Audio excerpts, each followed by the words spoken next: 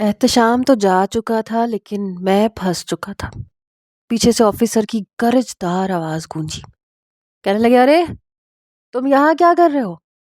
میں نے کہا سر میں سر ہوں، لیکن پھر ایک زوردار تھپڑ مجھے پڑا۔ کہنے لگے آفیسر کو الو بناتے ہو، آج رات تم باہر گراؤنڈ کا چکر لگاؤ گے۔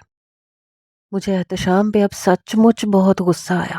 میں سوچ چکا تھا کہ اب اس کے ساتھ بات ہی نہیں کروں گا، لیکن جیسے ہی سر نے دروازہ کھولا تو وہ سامنے کھڑا تھا، کافی سنجیدہ۔ کہنے لگا سر آپ اریب کو چھوڑ دیں، میں نے ہی اس سے کہا تھا، وہ میرے کہنے پہ یہاں آیا تھا، قصوروار میں ہوں۔ آفیسر کہنے لگا کہ اب تم مجھے یہ بتاؤ گے کہ مجھے کیا کرنا چاہیے؟ بہت شوق ہے تم دونوں کو ایک دوسرے کا ساتھ دینے کا، تو چلو آؤ باہر۔ وہ ہم دونوں کو گراؤنڈ میں لے گیا جہاں پہ شدید سردی تھی۔ کہنے لگا چلو پینٹ شرٹ اتارو اور پوری رات تم لوگ ایسے ہی کھڑے رہو گے۔ یہ سن کر میری جان نکلی تھی، بہرحال اتارنی پڑی۔ وہ میرے برابر میں کھڑا تھا۔ میں نے کہا دیکھ لیا تم نے، بہت شوق تھا تمہیں آرمی سے پنگا لینے کا۔ کہنے لگا کوئی بات نہیں، دوستی میں ایسا ہوتا ہے، تمہاری خاطر میں نے سوچا کہ چلو یہ قربانی دے دوں، ورنہ تم مجھے کچا کھا جاؤ گے۔ میں نے کہا تمہارے لیے ابھی بھی سب کچھ مذاق ہے، نمونیا ہو جائے گا مجھے۔ کہنے لگا یار تو واقعی بریگیڈیئر کا بیٹا ہے یا پھر ماماز بوائے ہے؟ اتنے نخرے ہیں تیرے، مجھے دیکھ میں بھی تو انسان ہوں، سخت جان ہوں۔ بہرحال آرمی آفیسر کو آدھے گھنٹے بعد ہی ہم پہ رحم آ گیا تھا، اس نے ہمیں کمرے میں بھیج دیا۔ خیر کچھ دن بعد احتشام نے نہ جانے کہاں سے موبائل حاصل کیا۔ میں نے کہا یہ کہاں سے آیا؟ کہنے لگا دیکھ لو بچو، ہمارے پاس بڑے سیکرٹ ہیں۔ میں نے کہا پھر بھی؟ تو کہنے لگا جانے دو، تمہیں نہیں بتاؤں گا۔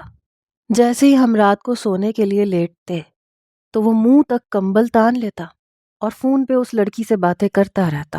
میں سو جاتا تھا، کبھی کبھی میرا دل چاہتا تھا کہ احتشام سے کہوں کہ لاؤ مجھے بھی فون دے دو، چلو رانیہ کی آواز ہی سن لوں، لیکن پھر سوچتا کہ وہ کیا سوچے گی کہ میں ٹریننگ کے دوران ایسی حرکتیں کر رہا ہوں۔ بہرحال ایک بار مجھ سے کہنے لگا یار وہ لڑکی تو بڑی دھوکے باز نکلی۔ میں نے کہا اب کیا ہوا؟ تو کہنے لگا وہ کوئی پٹھان وٹھان نہیں ہے، نہ اس کا نام پریشے ہے۔ میں نے کہا پھر؟ کہنے لگا یار وہ تو کسی بریگیڈیئر کی بیٹی ہے، وہ سچ مچ مجھ سے محبت کرنے لگی ہے۔ میں نے کہا اچھی بات ہے، اب پتہ چلے گا تمہیں جب بریگیڈیئر تمہارا سسر بنے گا۔ کہنے لگا یار یہ تو بڑی گڑبڑ والی بات ہو گئی، مجھے کیا پتا تھا کہ وہ لڑکی عام لڑکی نہیں ہوگی۔ میں نے کہا تو پیچھا چھڑوا لو۔ کہنے لگا نہیں یار، سچ مچ کی محبت کرتا ہوں، چھوڑ نہیں سکتا۔ ویسے پتہ نہیں اس کا باپ مجھے پسند کرے گا کہ نہیں۔ وہ کافی پریشان لگ رہا تھا۔ میں نے کہا احتشام تمہارا مستقبل تابناک ہے، تم نے بھی آفیسر ہی بننا ہے، تو وہ کیوں انکار کرے گا؟ کہنے لگا پھر بھی یار میں ایک مڈل کلاس فیملی سے تعلق رکھتا ہوں، اور وہ تم تو جانتے ہو یہ سب اتنا بھی آسان نہیں ہے۔ میں نے کہا وہ لڑکی تم سے محبت کرتی ہے؟ کہنے لگا ہاں بالکل سچی محبت کرتی ہے۔ میں نے کہا ٹھیک ہے، ہماری ٹریننگ تب تک ختم ہو چکی تھی۔ میں نے کہا جیسے ہی ہم ڈیوٹی پہ جائیں گے تو تم میری ملاقات اس لڑکی سے کروانا۔ کہنے لگا تم کیا کرو گے؟ میں نے کہا میں نے کیا کرنا ہے، اس سے اس کے باپ کا پتہ پوچھوں گا، اپنے والد سے بات کروں گا، تمہارا رشتہ پکا کروا دوں گا۔ میرے والد کی بات یقیناً وہ بریگیڈیئر نہیں ٹالے گا، میرے والد کافی بریگیڈیئر سے تعلقات رکھتے ہیں، ملنا جلنا ہے۔ کہنے لگا ارے واہ، یہ تو تم نے بڑا اچھا آئیڈیا دیا۔ پھر یہی ہوا، جیسے ہی ہم نے ڈیوٹی جوائن کی، ایک دن احتشام مجھے کہنے لگا کہ تمہیں ایک ریسٹورنٹ کا ایڈریس سینڈ کر رہا ہوں، وہاں آ جاؤ۔ میں نے کہا ٹھیک ہے، میں بھی تیار ہو کے اس ریسٹورنٹ میں پہنچ گیا، لیکن جیسے ہی سامنے احتشام کے ساتھ بیٹھی لڑکی کو دیکھا تو میرے تو ہوش اڑ کے رہ گئے، کیونکہ وہ کوئی اور نہیں بلکہ رانیہ تھی، میری رانیہ، میری محبت۔ آج تو میں سوچ چکا تھا کہ اس سے اظہار کر دوں گا، میں نے اسے کہا بھی تھا کہ مجھے تم سے بہت خاص بات کرنی ہے، لیکن وہ ٹال کر چلی گئی تھی کہنے لگی ابھی ایک دوست سے ملنے جا رہی ہوں، آ کے بات کروں گی۔ ابھی بھی میری جیب میں انگوٹھی پڑی تھی جو میں نے اس کے لیے خریدی تھی۔ جیسے ہی رانیہ نے مجھے دیکھا تو حیران رہ گئی۔ احتشام نے مجھے دیکھا تو میرے پاس آ گیا، کہنے لگا آؤ تمہیں اس لڑکی سے ملواتا ہوں۔ مجھے لگ رہا تھا جیسے میرے پیروں کے نیچے سے زمین کھسک رہی ہو۔ پچھلے کئی سالوں سے میں نے صرف رانیہ سے محبت کی تھی۔ میں نہیں جانتا تھا کہ زندگی اس دوراہے پہ لا کے کھڑا کر دے گی کہ میں اور احتشام ایک ہی لڑکی سے محبت کریں گے۔ مجھے دیکھ کے رانیہ اپنی سیٹ سے اٹھ کے کھڑی ہو گئی، کہنے لگی تو تم احتشام کے دوست ہو؟ احتشام رانیہ سے پوچھنے لگا کہ تم اسے جانتی ہو؟ وہ کہنے لگی ہاں بہت اچھے طریقے سے، تمہیں میں نے بتایا تھا نا میرا ایک پڑوسی ہے، میرے والد کے دوست کا بیٹا ہے، ہماری اچھی انڈرسٹینڈنگ ہے۔ ارے یہی تو ہے۔ یہ سن کے احتشام کہنے لگا پھر تو سارا مسئلہ ہی حل ہو گیا۔ میں بڑی حیرت سے رانیہ کو دیکھ رہا تھا۔ وہ تو ہر وقت میرے لیے فکر مند رہتی تھی، میں اسے نظر نہیں آتا تھا تو پریشان ہو جاتی تھی، اداس ہو جاتی تھی۔ پھر احتشام سے محبت کیسے کر سکتی ہے؟ مجھ سے محبت کرتے ہوئے احتشام سے محبت؟ میرا دماغ چکرانے لگا تھا، ایسا لگ رہا تھا دماغ میں آندیاں سی چل رہی ہیں۔ میں تو سوچ بھی نہیں سکتا تھا کہ رانیہ وہ لڑکی ہو سکتی ہے جسے احتشام ٹوٹ کے چاہتا ہے۔ احتشام کہنے لگا بیٹھو، میں خاموشی سے بیٹھ گیا۔ احتشام بے حد خوش تھا۔ وہ کہنے لگا میں تو بہت ڈر رہا تھا کہ پتہ نہیں کیا ہوگا، لیکن شکر ہے تم دونوں تو آپس میں پہلے سے ایک دوسرے کو جانتے ہو۔ رانیہ کہنے لگی اور کیا، ویسے بھی میرے بابا اریب اور اس کے والد کی کوئی بات نہیں ٹال سکتے۔ احتشام نے جب مجھے چپ دیکھا تو کہنے لگا تمہیں کیا ہوا ہے؟ بات کیوں نہیں کر رہے؟ سٹی کیوں گم ہو گئی تمہاری؟ سٹی تو واقعی میری گم ہو گئی تھی، کہنے کو کچھ نہیں تھا۔ گلے میں اس قدر گرہیں تھیں کہ میں بیان نہیں کر سکتا۔ رانیہ کہنے لگی شکر ہے اریب کہ تم احتشام کے دوست ہو، پتہ ہے آج میں تم سے یہی بات کہنے والی تھی۔ پھر احتشام سے کہنے لگی کہ میں اور اریب آج ملنے والے تھے، ہم نے جی بھر کر باتیں کرنی تھی کہ تمہاری کال آ گئی، اس لیے میں نے کہا کہ اریب میں بعد میں بات کروں گی، یہ تو ویسے بھی میرا اپنا ہے، کبھی بھی اس سے بات کر سکتی ہوں۔ لیکن مجھے لگا جیسے اس کے لفظ بے معنی ہو گئے۔ میں اس کا اپنا نہیں تھا، بلکہ بہت غیر تھا، اجنبی تھا۔ میں پاگل کتنے سالوں سے یہ سمجھتا رہا کہ وہ مجھ سے محبت کرتی ہے، مجھے چاہتی ہے، میری فکر کرتی ہے، لیکن میں تو اس کے دل میں کہیں تھا ہی نہیں۔ میں نے کہا میرے سر میں پتہ نہیں کیوں بڑا شدید درد ہو رہا ہے، تم لوگ بیٹھو، میں ساری بات سمجھ گیا ہوں، میں انکل سے بات کر لوں گا۔ یہ کہہ کے میں وہاں سے اٹھ کے باہر نکل گیا۔ احتشام مجھے آوازیں دیتا رہ گیا لیکن میں رک نہیں سکتا تھا۔ میرے اندر تو ایک حشر برپا تھا، ایک ایسی اذیت تھی کہ بیان سے باہر تھی۔ گاڑی چلاتے ہوئے بھی میری آنکھوں سے آنسو بہہ رہے تھے۔ ایک مضبوط مرد ہوتے ہوئے میں برداشت نہیں کر پا رہا تھا۔ میں سوچ ہی نہیں سکتا تھا رانیہ کو کسی اور کے ساتھ، میں سوچ ہی نہیں سکتا تھا۔ بچپن سے وہ میرے ساتھ تھی، ہم ایک ساتھ کھیلتے آئے تھے، پڑھتے آئے تھے، لڑتے بھی آئے تھے۔ ایک دم سے وہ مجھ سے اتنی دور کیسے ہو سکتی تھی؟ اس کے دل میں کوئی اور کیسے ہو سکتا تھا جب میرے دل میں وہی تھی؟ میرا دماغ اس وقت اپنے حواس کھو چکا تھا، کام نہیں کر رہا تھا۔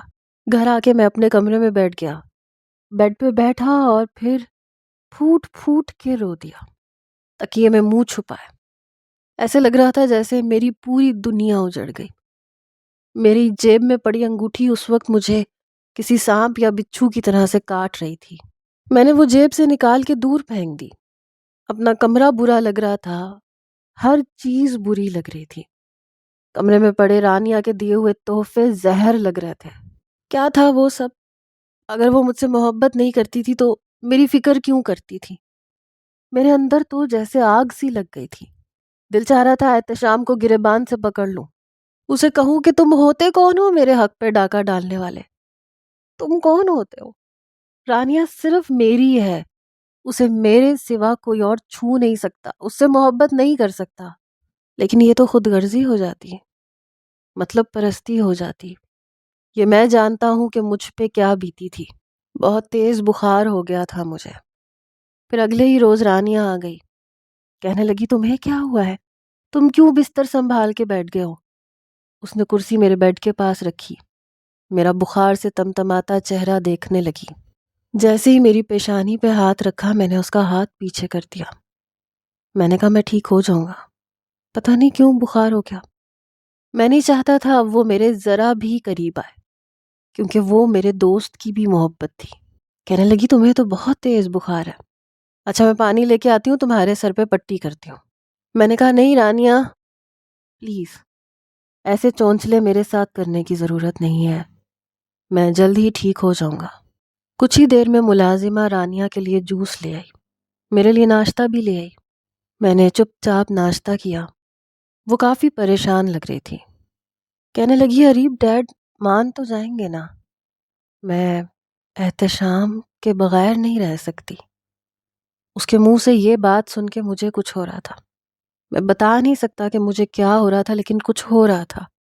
پوری دنیا کو آگ لگانے کو جی چاہ رہا تھا، کیونکہ میری تو ساری دنیا اجڑ چکی تھی۔ میں نے کہا ہاں میں بات کروں گا۔ کہنے لگی میں نے تو مذاق مذاق میں احتشام سے بات چیت شروع کی تھی، پتہ ہی نہیں چلا کب مجھے اس سے محبت ہو گئی۔ بڑی دلچسپ باتیں کرتا ہے نا، مجھ سے پوچھ رہی تھی۔ میری آنکھوں میں جھلملانے والے آنسو اسے نظر نہیں آ رہے تھے۔ میں نے کہا باتیں بہت دلچسپ کرتا ہے۔ پتہ نہیں کس خیال میں مسکرائے جا رہی تھی۔ کہنے لگی میں نے کبھی نہیں سوچا تھا کہ مجھے کسی سے محبت بھی ہو سکتی ہے۔ پھر کہنے لگی ڈھیروں باتیں ہیں میرے پاس تمہیں بتانے کے لیے، اور تم ہو کے بیمار ہو کے بیٹھ گئے۔ میری آنکھوں سے آنسو چھلکے تھے، یعنی کہ جس محبت میں مبتلا ہوں وہ یک طرفہ تھی، اور یک طرفہ محبت بڑی ظالم ہوتی ہے، بڑی تکلیف دینے والی ہوتی ہے۔ سامنے والے کو علم نہیں ہوتا اور ہماری یہاں جان نکل جاتی ہے۔ پھر مجھے کہنے لگی تم ڈیڈ کے سامنے احتشام کی بہت تعریفیں کرنا، ٹھیک ہے نا؟ میرے ہاتھ پہ ہاتھ رکھ کے وہ کہہ رہی تھی، التجا کر رہی تھی۔ میں نے اپنا ہاتھ نیچے کر لیا، میں نے کہا ڈونٹ وری، میں کہہ دوں گا وہ مان جائیں گے۔ کہنے لگی ٹھیک ہے، تمہارا شکریہ، یہ کہہ کے چلی گئی۔ اپنی آنکھوں سے بہنے والے آنسوؤں کو میں نے خود صاف کیا تھا، حالانکہ ہمیشہ وہ کرتی تھی۔ میرے ڈیڈ بہت سخت مزاج تھے، مجھ پہ بہت سختی کرتے تھے۔ ظاہر ہے آرمی آفیسر تھے، کبھی کبھی ان کی بے جا سختی مجھے رونے پہ مجبور کر دیتی تھی۔ اس وقت رانیہ ہی تو ہوتی تھی، وہ کہتی تھی کیوں رو رہے ہو، آنسو صاف کرو اپنے، تم روتے ہو تو مجھے کچھ ہوتا ہے، یہ کہہ کے میرے آنسو صاف کرتی تھی۔ اس کی آنکھوں میں موٹے موٹے آنسو بھر آتے تھے۔ کیا تھا وہ؟ کیا وہ اس کا مزاج تھا؟ اس کا دل بہت نازک تھا، ہر ایک کے لیے دکھتا تھا، ہر ایک کا درد وہ محسوس کرتی تھی، اور میں پاگل ابھی تک یہی سمجھتا رہا کہ یہ محبت ہے۔ بڑا مشکل ہوتا ہے اپنے ہی محبوب کے لیے اس کے باپ کو کسی اور کے لیے راضی کرنا۔ ایک طرف میں احتشام کو دیکھتا تھا تو بالکل بے ضرر سا نوجوان تھا، مخلص، محبت کرنے والا، اور ایک طرف بات اپنی محبت کی آتی تھی جو میری روح میں بس گئی تھی۔ میری سانسیں، میرے دل کی دھڑکن اس کے نام کو تسبیح کی طرح پڑھتی تھیں۔ میں نے اپنے ڈیڈ سے بات کی، یہ سن کر میرے باپ نے مجھے بڑی حیرت سے دیکھا، کہنے لگے تمہارا دماغ خراب ہو گیا ہے، میں تو منور سے تمہارے اور رانیہ کے رشتے کی بات کرنے والا تھا، میں جانتا ہوں اسے کوئی اعتراض نہیں ہوگا۔ میں نے کہا ہاں لیکن مجھے اعتراض ہے، میں تو رانیہ سے محبت کرتا ہی نہیں ہوں، نہ میں اس سے شادی کرنا چاہتا ہوں، حالانکہ میرا دل اس بات کا منافی تھا۔ میں نے کہا کہ وہ کسی اور کو چاہتی ہے، تو پھر آپ زبردستی کا رشتہ کیوں کرنا چاہتے ہیں؟ وہ کہنے لگے شٹ اپ، بچپن سے تم لوگ ساتھ ہو، آپس میں اچھی انڈرسٹینڈنگ ہے، محبت بھی ہو جائے گی۔ میں نے کہا ایسے کیسے ہو جائے گی؟ میری پوری زندگی کا سوال ہے، ہم دونوں صرف فرینڈز ہیں بس، اور کچھ نہیں۔ بڑی مشکل سے اپنے آنسوؤں پہ ضبط باندھے ہوئے میں یہ کہہ رہا تھا۔ میرا باپ پریشان ہو گیا، کہنے لگا ایسے کیسے ہو سکتا ہے؟ منور تو دبے دبے لفظوں میں مجھ سے کئی بار یہ بات کہہ چکا ہے، اور میں بھی اسے کہہ چکا ہوں۔ اب کتنا برا لگے گا جب میں منع کروں گا۔ اور احتشام کو میں جانتا تک نہیں ہوں، کون ہے، کیسا ہے، رانیہ کے لیے پرفیکٹ ہے بھی کہ نہیں۔ اتنی پیاری بچی ہے، میں نے ہمیشہ اسے اپنی بہو کی نظر سے دیکھا ہے۔ یہ عجیب بات کر دی تم نے، مجھے شرمندہ کر کے رکھ دیا اپنے دوست کے سامنے۔ کیا سوچے گا وہ؟ اپنے بیٹے کو چھوڑ کے میں ایک معمولی مڈل کلاس لڑکے کے لیے اس کی بیٹی کے رشتے کی بات کر رہا ہوں۔ میں نے کہا بابا آپ یہ کیوں سوچ رہے ہیں کہ وہ مڈل کلاس سے تعلق رکھتا ہے؟ یہ کیوں نہیں سوچ رہے کہ وہ بھی آرمی میں ہے، اس کا مستقبل تابناک ہے، کل کو وہ بھی بریگیڈیئر بن جائے گا۔ آپ لوگ کون سا جدی پشتی اس عہدے پہ فائز تھے؟ نہ آپ کے والد فوج میں تھے، نہ منور انکل کے۔ آپ لوگ بھی تو مڈل کلاس سے تعلق رکھتے تھے۔ خدا کے لیے ان باتوں کو بنیاد بنا کے منع کرنے کا کوئی جواز نہیں ہے۔ میرے والد چپ سے ہو گئے۔ وہ کہنے لگے میں بات نہیں کر رہا، مجھے نہیں کرنی بات، میں تو منور سے نظریں ملانے کے قابل نہیں رہا۔ میں نے کہا ٹھیک ہے میں بات کر لیتا ہوں۔ وہ کہنے لگے بیچارے کا دل دکھ جائے گا۔ میں نے کہا آپ کو ان کے دل کی پرواہ ہے، زندگی میں نے اور رانیہ نے گزارنی ہے، آپ کو ہم دونوں کے دل کی پرواہ نہیں ہے۔ کیا فائدہ زبردستی کے رشتے کا؟ Please come on dad, it's life and life is a bitter reality. Please, یہ میری اور رانیہ کی زندگی کا سوال ہے۔ میرے والد نے میرے سامنے منور انکل سے احتشام اور رانیہ کے رشتے کی بات کی، لیکن انہوں نے صاف انکار کر دیا۔ کہنے لگے میں سوچ بھی نہیں سکتا جہانگیر کہ تم مجھ سے عریب کے علاوہ بھی کسی کے بارے میں بات کر سکتے ہو۔ ان کے ماتھے پہ بل پڑ گیا۔ میں ان کے پاس جا کر بیٹھ گیا۔ میں نے کہا پلیز انکل، احتشام مجھ سے بہت زیادہ اچھا ہے، رانیہ کو بہت خوش رکھے گا۔ انہوں نے مجھے دیکھا، کہنے لگے میری بیٹی کے لیے کیا ٹھیک ہے کیا نہیں یہ میں خود سوچ سکتا ہوں۔ میں نے کہا اگر آپ زبردستی کریں گے تو رانیہ کے ساتھ زیادتی کریں گے، کیونکہ وہ پسند کرتی ہے اسے، اور احتشام کے کردار کی گارنٹی میں لیتا ہوں۔ پتہ نہیں مجھ میں اتنا حوصلہ کیسے آ گیا تھا، کہاں سے آ گیا تھا، لیکن میں نے منور انکل کو منا لیا۔ اس دن رانیہ اتنی خوش تھی کہ بیان سے باہر تھا۔ میرے گھر آئی، میرے کمرے میں آئی، میرے دونوں ہاتھ پکڑ کر اس نے اپنے لبوں سے لگا لیا۔ ایک زوردار جھٹکا مجھے لگا، میں نے فوراً سے اپنے ہاتھ کھینچے، لیکن وہ اپنی دھن میں تھی۔ بچپن سے وہ ایسی ہی تھی، جب بھی اس کا کوئی کام کرتا تھا تو اسی طرح خوشی سے پاگل ہو جاتی تھی۔ اسے تو احساس تک نہیں تھا کہ اس کی ایسی بچکانہ حرکتوں نے مجھے کہیں کا نہیں چھوڑا۔ بہرحال احتشام بھی بہت خوش تھا، میرے گلے لگ گیا، میرے گال چومنے لگا۔ میں نے کہا یہ کیا حرکتیں کر رہے ہو، پیچھے ہٹو۔ کہنے لگا ارے جانے من تم نے تو آج میرا دل جیت لیا، تم جو مانگو گے میں تمہیں دے دوں گا۔ میں نے کہا جو مانگوں گا وہ تم مجھے کبھی دے نہیں سکتے۔ پتہ نہیں کیوں ہنس کے میں اس کی آنکھوں میں دیکھ کے کہہ رہا تھا۔ وہ کہنے لگا ہاں جان بھی مانگو گے تو دے دوں گا۔ میں نے کہا اور جان سے پیاری چیز مانگ لی تو کیا کرو گے؟ کہنے لگا تم پہ سب کچھ وار دوں گا، آزما کے تو دیکھو، اپنی جان تک دے دوں گا۔ میں نے کہا نہیں، خوش رہو بس۔ ان کی شادی کی تاریخ پکی ہو چکی تھی۔ شادی کی شاپنگ کے لیے احتشام مجھے اپنے ساتھ لے کے جاتا تھا، کہتا تھا تم رانیہ کی چوائس اچھے طریقے سے جانتے ہو، مجھے بتاؤ اسے کیسے کپڑے پسند ہیں، کیا پہنتی ہے۔ میں کہتا تھا کہ میں نہیں جانتا، حالانکہ میں جانتا تھا۔ ہمیشہ وہ میرے ساتھ ہی شاپنگ پہ جاتی تھی۔ میں اسے یہی کہتا رہا کہ جو تمہیں پسند ہے وہی لے لو۔ وہ کہنے لگا مجھے لڑکیوں کی چوائس کا کچھ نہیں پتا۔ بہرحال شادی کا دن بھی قریب آ گیا، اور میرا دل یوں تھا کہ پھٹ جائے گا۔ میں نے کس دل سے شادی اٹینڈ کی تھی یہ میں ہی جانتا تھا۔ شادی کی رات میں نے رو کے گزاری تھی، لیکن پھر میں نے ان کی زندگی میں دخل اندازی دینا چھوڑ دی، آہستہ آہستہ اپنے آپ کو بالکل الگ کر لیا۔ شادی کے شروع کے دن تھے، پھر احتشام کو اس کی محبت مل چکی تھی، اب اسے میری یاد کہاں آنی تھی۔ میں نے اپنے کام پہ فوکس دینا شروع کر دیا۔ ان دنوں احتشام چھٹی پر تھا اور میں ڈیوٹی پر تھا۔ وقت کچھ ایسے ہی آگے بڑھا۔ ایک بار میں سو رہا تھا جب مجھے احتشام کا فون آیا۔ کہنے لگا یار تم سو رہے ہو، اٹھو یار، میری زندگی اجیرن ہوئی پڑی ہے اور تم سو رہے ہو۔ میں نے کہا کیا مطلب؟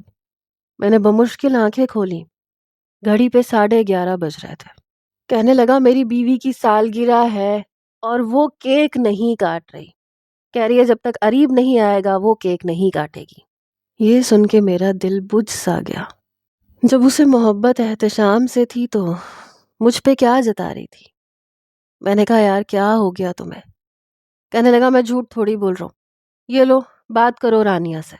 وہ کہنے لگی کتنے دن ہو گئے تم نے چکر نہیں لگایا، کب آؤ گے؟ میں نے کہا یار تم خود سوچو، میں ڈیوٹی پہ ہوں، صبح صبح اٹھ کے جاتا ہوں، اور تم نے کیا مذاق لگا رکھا ہے، کیوں پریشان کر رہی ہو میرے دوست کو؟ کیک کاٹ لو، احتشام ہے نا تمہارے ساتھ؟ تو کہنے لگی ہاں ہے، لیکن تم تو نہیں ہونا، جلدی آؤ، تم آؤ گے تو ہی کیک کاٹوں گی ورنہ میں ساری رات ایسے ہی بیٹھی رہوں گی۔ میں نے کہا رانیہ تم بچی تو نہیں ہو، پلیز چھوڑو یہ بچپنا، میں نہیں آ سکتا، مجھے بہت سخت نیند آ رہی ہے۔ میں نہیں دیکھ سکتا تھا ان کو ایک ساتھ، یہ میری بھی مجبوری تھی، میں بیچ میں تو نہیں آیا تھا نا، پیچھے ہٹ گیا تھا، پھر وہ کیوں مجھے بلا رہی تھی، کیوں مجھے ایک نئی اذیت دینا چاہتی تھی؟ کہنے لگی اریب تم نہیں آؤ گے تو میں تم سے کبھی بات نہیں کروں گی۔ میں نے کہا ٹھیک ہے، کبھی بات مت کرنا اور مجھے تنگ نہیں کرنا آپ، ٹھیک ہے؟ یہ کہہ کے میں نے موبائل بند کر دیا، لیکن نیند اڑ چکی تھی۔ آنکھیں بند کر رہا تھا تو لگ رہا تھا وہ رو رہی ہے، موٹے موٹے آنسو بہا رہی ہے۔ کافی دیر اپنے دل پہ جبر کرتا رہا کہ نہیں جاؤں گا، روتی ہے تو روتی رہے، میں کیا کروں؟ لیکن پھر پتہ نہیں کیا ہوا، بیڈ سے اٹھ کے بیٹھ گیا، گاڑی کی چابی پکڑی اور احتشام کے گھر پہنچ گیا۔ پہلے ہی ہارن پہ اس نے دروازہ کھولا، مجھے بڑے غصے سے دیکھ رہا تھا۔ کہنے لگا کیا کہا تھا تم نے میری بیوی کو، رو رو کے برا حال ہے اس کا، عجیب انسان ہو یار۔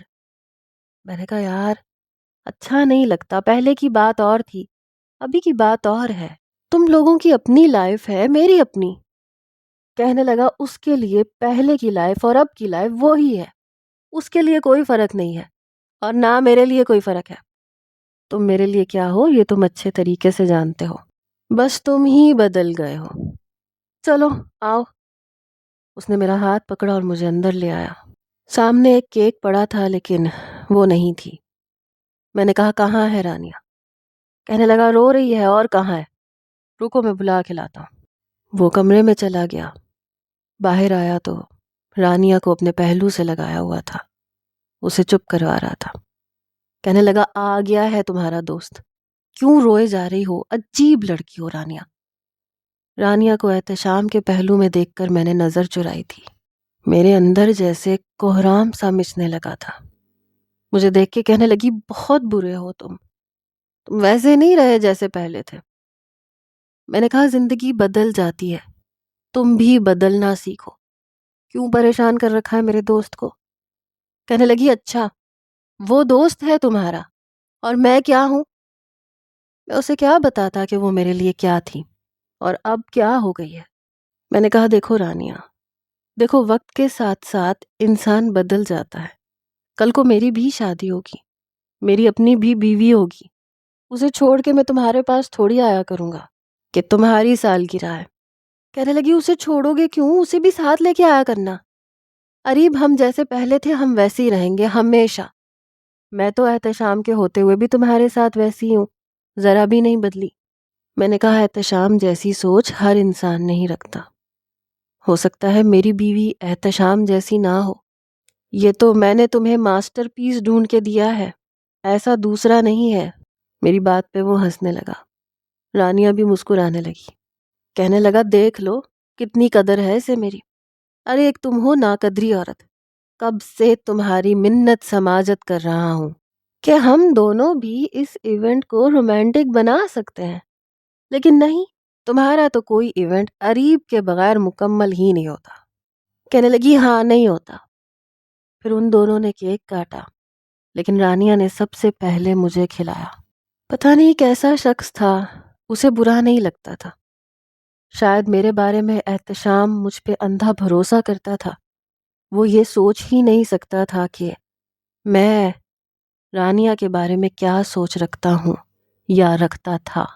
میں نے کہا اب تم لوگوں نے مجھے اتنی سردی میں بلایا ہے، کافی پلاؤ تاکہ میں اپنے گھر جاؤں. وہ کہنے لگی میں ابھی بنا کے لاتی ہوں. رانیہ کافی بنانے چلی گئی. احتشام کہنے لگا یار تم کب مٹھائی کھلاؤ گے اپنی شادی کی؟ میں نے کہا فی الحال تو کوئی ارادہ نہیں. تو کہنے لگا کیوں؟ تمہاری معشوقہ بھاگ گئی ہے کیا؟ اس کی مذاق کرنے کی عادت تھی، لیکن میں چپ سا ہو گیا. اپنی آنکھوں میں آنے والی نمی کو چھپانے کی کوشش کرنے لگا. احتشام نے میرا چہرہ پکڑا، رخ اپنی طرف کیا، پھر میری آنکھوں میں جانچتی ہوئی نظروں سے دیکھنے لگا. میں نے کہا کیا کر رہے ہو، چھوڑو مجھے. کہنے لگا کیا چھپا رہے ہو اریب؟ اس کی بات سن کر میرا دل دھک سے دھڑکا تھا. میں نے کہا کچھ بھی تو نہیں. کہنے لگا جھوٹ مت بولو، تم کچھ چھپا رہے ہو. میں نے کہا نہیں یار کچھ نہیں چھپا رہا، ابھی نیند سے جاگ کے آیا ہوں، آنکھیں مسل رہا تھا، نیند کی وجہ سے میری آنکھوں سے ایسے پانی آتا ہے. میں نے اپنے آنسوؤں کو صاف کیا تھا. کہنے لگا نہیں مجھے سچ بتاؤ، کہیں وہ ڈائری والی لڑکی کا؟ میں نے کہا کوئی لڑکی نہیں ہے یار، مجھے ویسے ہی شاعری کا شوق تھا، تم خواہ بات پکڑ لیتے ہو اور کہیں سے کہیں لے جاتے ہو. وہ کہنے لگا جھوٹ مت بولو، میں جانتا ہوں وہ ڈائری والی لڑکی جو بھی ہے تم اس سے بہت محبت کرتے ہو. میں نے اس کی قسم دی تھی تو اپنی جان خطرے میں ڈالتے ہوئے تم مجھے آفیسر کے کمرے میں لے جا کے فون پہ بات کروائی تھی. وہ تمہارے لیے کیا ہے میں اسی وقت اندازہ لگا چکا تھا. پوری رات سردی میں ٹھٹھرتے ہوئے گزاری تھی. اتنے اچھے تو تم ہو نہیں کہ میرے لیے یہ سب کچھ کرتے. میں نے کہا تمہارے لیے میں کیا کیا کر سکتا ہوں تمہیں شاید اندازہ ہی نہیں ہے. چھوڑو یار، میں بھی عام انسان ہی ہوں، تم نے ایویں مجھے عاشق بنا دیا. میں ایک آرمی آفیسر ہوں، اس کے علاوہ کچھ نہیں. لیکن اسے تسلی نہیں ہو رہی تھی. اسی اسنا میں رانیہ کافی بنا کے لے آئی. وہ کہنے لگا رانیہ تم بتاؤ یہ کس سے محبت کرتا ہے؟ رانیہ حیرت سے مجھے دیکھنے لگی، کہنے لگی کسی سے بھی نہیں. میں نے کہا سن لیا، ہو گئی تسلی. وہ کہنے لگا نہیں نہیں، میری آنکھیں دھوکہ نہیں کھا سکتی. اس نے کافی کا کپ پکڑا اور میری طرف بڑھا دیا. رانیہ احتشام کے برابر میں بیٹھ گئی. کہنے لگا تم تو عجیب لڑکی ہو، دوستی کے دعوے کرتی ہو کہ اریب تم سے کچھ چھپاتا نہیں ہے، نہ تم اس سے کچھ چھپاتی ہو، اور اتنا بڑا راز وہ دل میں دبائے بیٹھا ہے تمہیں خبر تک نہیں ہے. وہ کہنے لگی میں سمجھی نہیں. کہنے لگا موصوف کسی کے عشق میں مبتلا ہے. ارے پورا دیوان لکھ رکھا ہے اس نے. میں نے کہا پاگل ہو گیا ہے یہ، دماغ خراب ہو گیا اس کا. بس ایک غزل اچھی تھی میں نے ڈائری میں لکھ لی اور تب سے یہ میرے پیچھے ابھی تک پڑا ہوا ہے. بتاؤ کون ہے، بتاؤ کون ہے. وہ ہنسنے لگی، پھر احتشام سے کہنے لگی ایسا کچھ نہیں ہے، اگر اس کی زندگی میں کوئی ہوتا تو کیا مجھے نہیں بتاتا؟ یہ مجھے سب کچھ بتاتا ہے، یہاں تک کہ آپ کی شرارتیں بھی بتاتا تھا. سوال ہی پیدا نہیں ہوتا کہ اریب کی زندگی میں کوئی ہو اور مجھے پتا نہ ہو. میں نے دل میں کہا کہ تمہیں ہی تو یہ خبر نہیں تھی. پتا پتا بوٹا بوٹا حال ہمارا جانے ہے، جانے نہ جانے گل ہی نہ جانے، باغ تو سارا جانے ہے. احتشام کہنے لگا میں 100% دعویٰ کر سکتا ہوں کہ یہ کسی لڑکی سے محبت کرتا ہے، کمینہ بتا نہیں رہا. رانیہ کہنے لگی بتاؤ نا اریب کون ہے وہ؟ میں نے کہا یہ پاگل ہے، سمجھی نا کوئی نہیں ہے. وہ دونوں ایک ہی کپ میں کافی پی رہے تھے. تب تک میں اپنا کپ خالی کر کے اٹھ کے کھڑا ہو گیا. میں نے کہا اچھا میں جا رہا ہوں، لیکن پلیز رانیہ آئندہ مجھے یوں پریشان نہیں کرنا. میں اس لیے آیا ہوں تاکہ تم مائنڈ مت کر جاؤ، لیکن دیکھو میں ہر بار نہیں آ سکتا، پلیز دوبارہ یہ سب نہ کرنا. وہ کہنے لگی تم بدل گئے ہو، پہلے جیسے کیوں نہیں رہ سکتے؟ میں نے کہا میں ویسا ہی ہوں لیکن میں بیزی ہو گیا ہوں. میں اب 9th کلاس کا اسٹوڈنٹ تو نہیں ہوں نا. آہستہ آہستہ تمہاری لائف بھی بیزی ہو جائے گی، تو کیا میں تم سے شکایت کرتا اچھا لگوں گا؟ مجھے پتا ہے تم بیزی ہو. کہنے لگی میں نہیں بدلوں گی. میں نے کہا پھر بھی مجھے تنگ نہیں کرنا پلیز. پھر میں نے احتشام سے کہا کہ پلیز اسے سمجھاؤ نا۔ وہ کہنے لگا اچھا سمجھانے کی کوشش کروں گا، اگر سمجھ گئی تو۔ مجھے تو ویسے یہ بڑا ایزی لیتی ہے، اسے قدر نہیں ہے میری۔ وہ کہنے لگی ہاں نہیں ہے قدر۔ بہرحال میں واپس آ چکا تھا۔ انہی دنوں مجھے پتا چلا کہ رانیہ پریگننٹ ہو چکی ہے۔ بڑا خوش تھا احتشام یہ بتاتے ہوئے۔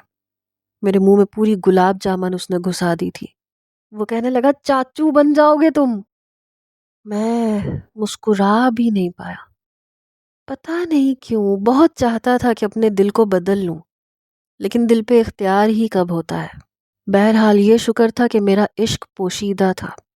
وہ دونوں نا واقف تھے، خوش تھے۔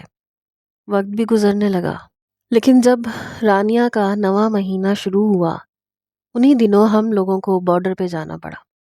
کافی جھڑپیں بڑھ چکی تھیں، اس لیے ہمیں بھی جوابی کارروائی کرنی پڑی۔ لیکن اس بار دشمن نے بھی ٹکر کا مقابلہ شروع کر دیا۔ ہمارے کافی فوجی مارے گئے، کافی کشیدگی بڑھ چکی تھی۔ جب مجھے اور احتشام کو ایک ہی جگہ بھیجا گیا، ہم دونوں ہی اس مسئلے پہ کافی پریشان تھے۔ سمجھ نہیں آ رہا تھا کہ معاملے کو ہینڈل کیسے کریں۔ رات کا اندھیرا ہو چکا تھا۔ میں نے کہا احتشام ایسے کرو تم سو جاؤ، کیونکہ ہم دونوں ہی 24 گھنٹے سے جاگ رہے تھے، کیونکہ دشمن کبھی بھی وار کر سکتا تھا۔ کہنے لگا نہیں نہیں یار، یہی تو جاگنے کا وقت ہے، سونا کیسا؟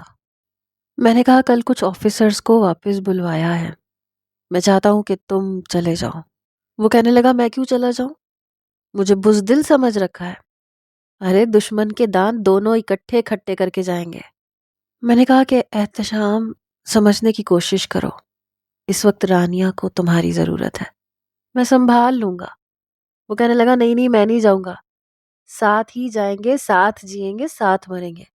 میں نے کہا مرنے کا نام مت لیا کرو میرے سامنے، میں تمہارا گلا دبا دوں گا۔ کہنے لگا جانی تمہارے ہاتھ سے مرنے کا تو مزہ بھی الگ ہی ہوگا، کیوں ٹینشن لیتا ہے؟ بہرحال اگلی صبح پھر سے حملہ ہوا۔ اس بار ہم دونوں نے مل کے مقابلہ کیا تھا۔ دشمنوں کے کئی سپاہیوں کو مار ڈالا تھا۔ رات تک یہ جنگ جاری رہی، لیکن پھر مجھے خبر ملی کہ میرے والد کو ہارٹ اٹیک ہوا ہے۔ یہ سن کر میں بے حد پریشان تھا۔ احتشام کہنے لگا یار تم جاؤ، ابھی چند سپاہی واپس جا رہے ہیں، تم ان کے ساتھ واپس چلے جاؤ۔ میں نے کہا کیسے چلا جاؤں، یہاں پہ تم اکیلے پڑ جاؤ گے۔ وہ کہنے لگا تو کیا ہوا، ارے تم کیا سمجھتے ہو، تمہارے بغیر میں کوئی مقابلہ نہیں کر سکتا، اس وقت انکل کو تمہاری ضرورت ہے، جاؤ تم۔ میں نے کہا نہیں یار میں نہیں جاؤں گا، میری بات ہوئی ہے والدہ سے، وہ کہہ رہی ہیں کہ ان کی طبیعت کچھ سٹیبل ہے۔ کہنے لگا پاگل ہو گئے ہو یار، جاؤ اپنے باپ کی خدمت کرو، انہیں تمہاری ضرورت ہے، یہاں میں ہوں نا، سنبھال لوں گا۔ پھر کچھ آفیسرز مجھ سے یہ کہنے لگے کہ آپ کے والد کی طبیعت ٹھیک نہیں ہے، آپ جائیں، پر میرا دل نہیں مان رہا تھا۔ جانے سے پہلے میں نے احتشام کو سینے سے لگا کے بھینچا تھا۔ وہ کہنے لگا اچھا جاتے ہی مجھے انکل کی خیر خیریت بتانا۔ میں نے کہا ٹھیک ہے، لیکن جیسے ہی میں پلٹا اس نے میرا ہاتھ پکڑ لیا۔ میں نے پلٹ کر اسے دیکھا۔ کہنے لگا یار میری رانیہ کا خیال رکھنا۔ میں نے کہا ہاں ہاں کیوں نہیں، میں اس کی خیریت پوچھوں گا۔ پھر میں واپس آ گیا۔ میرے والد کی طبیعت کافی خراب تھی، تقریباً 4-5 دن مجھے لگ گئے۔ پہلے تو میرا یہی ارادہ تھا کہ جیسے ہی میرے فادر ٹھیک ہوں گے میں واپس چلا جاؤں گا۔ جیسے ہی وہ گھر پہ شفٹ ہوئے تو رانیہ بھی ملنے آئی۔ وہ مجھ سے احتشام کا پوچھ رہی تھی، کافی پریشان تھی۔ میں نے کہا کیا ہو گیا تمہیں، تم کیوں اداس چڑیا بنی ہوئی ہو؟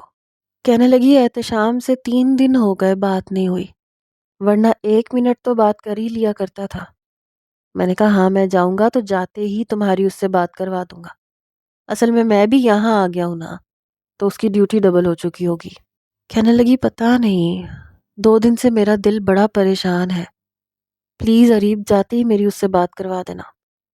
میں نے کہا ہاں انشاءاللہ جاتے ہی کروا دوں گا۔ لیکن میں جب واپس بارڈر پہ پہنچا تو پتہ چلا کہ 3 دن سے احتشام کا کچھ پتہ نہیں، یا تو دشمنوں کے قبضے میں آ چکا ہے یا پھر اس کی موت کی کوئی خبر حتمی طور پر نہیں پہنچی تھی اور میری جان پہ بن گئی۔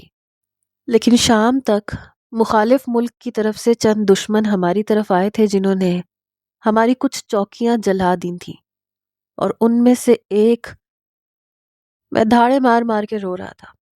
لیکن یہ خبر جب رانیہ کے گھر تک پہنچی تو میں نہیں جانتا کہ اس کا کیا حال ہوا تھا، لیکن مجھے یہی کہا گیا کہ احتشام کی ڈیڈ باڈی کو یہیں دفنانا پڑے گا، کیونکہ بہت بری کنڈیشن تھی۔ اسے وردی سے پہچانا گیا تھا۔ باقی فوجیوں کا بھی یہی حال تھا، کیونکہ بہت برے طریقے سے دشمنوں نے انہیں جلایا تھا۔ میں جانتا تھا کہ اس وقت رانیہ کی کیا حالت ہو سکتی ہے۔ میرے خود کے آنسو نہیں رک رہے تھے، لیکن جب میں واپس گیا تو پتہ چلا کہ رانیہ کی اسی رات طبیعت بہت خراب تھی۔ اسے نہیں پتا تھا کہ احتشام شہید ہو چکا ہے۔ اس کی والدہ روئے جا رہی تھیں، اور احتشام کے گھر پہ تو کوہرام مچا ہوا تھا۔ رانیہ کی ڈیلیوری کے کچھ ایشوز تھے، اس لیے اسے ہاسپٹل میں رکھا گیا تھا، لیکن اس بات سے وہ بے خبر تھی کہ جس بچے کو وہ جنم دینے جا رہی ہے وہ یتیم ہو چکا ہے۔ سب سے پہلے تو میں احتشام کے گھر والوں کے پاس گیا۔ میں نے انہیں تسلی دی، لیکن رانیہ سے سامنا کرنے کی میری ہمت نہیں تھی۔ رانیہ کی والدہ کہنے لگیں کہ ابھی اسے کچھ مت بتانا جب تک بچہ نہیں ہو جاتا۔ میری ہمت ہی نہیں ہو رہی تھی کہ میں اس کے پاس جاؤں۔ بہرحال کچھ ہی گھنٹوں میں اس کی ڈیلیوری ہو چکی تھی، وہ بھی آپریشن سے۔ میں ہاسپٹل میں تھا۔ احتشام کا بیٹا سب سے پہلے میں نے ہی پکڑا تھا، بالکل احتشام جیسا تھا۔ میرے آنسو بہہ بہہ کے اس بچے کے چہرے پہ گر رہے تھے۔ کچھ ہی دیر بعد رانیہ کو ہوش آیا۔ اس کی والدہ کہنے لگیں کہ اریب میرا حوصلہ نہیں ہے، پلیز تم سنبھالو اسے بتاؤ۔ میں احتشام کا بچہ اپنی گود میں لیے اس کے کمرے میں گیا جہاں رانیہ کو شفٹ کیا گیا تھا۔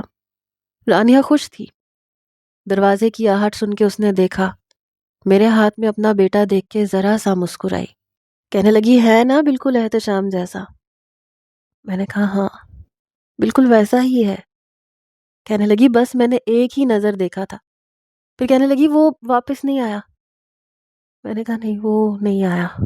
پھر کہنے لگی بہت بے وفا ہے تمہارا دوست، اسے میری اور بچے کی کوئی پرواہ نہیں ہے، مجھ سے بات تک نہیں کی اس نے، اریب میری اس سے بات کروا دو۔ یہ کہنے کے بعد اس نے ماتھے پہ بل ڈالے تھے۔